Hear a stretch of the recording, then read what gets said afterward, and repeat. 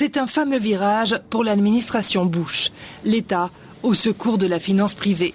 Il le fallait, à moins de voir sombrer toute l'économie américaine. Nous devons agir maintenant pour protéger notre santé économique d'un risque majeur.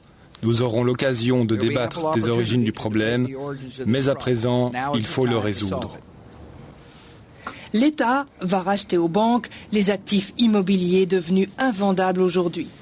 Pourquoi ? Parce que la faillite de la banque d'affaires Lehman Brothers, puis celle évitée in extremis de l'assureur AIG, ont donné le signal d'alarme.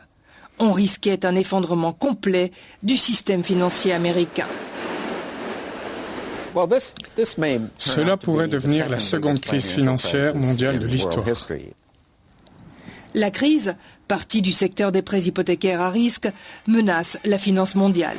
Selon les experts, on était à 2 doigts du krach de 1929.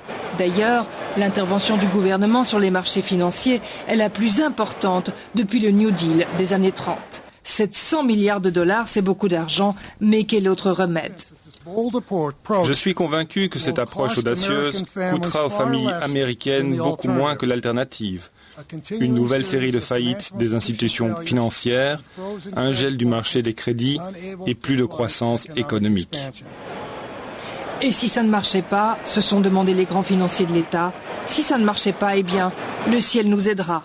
Mais si ça marche, l'Amérique aura évité le pire.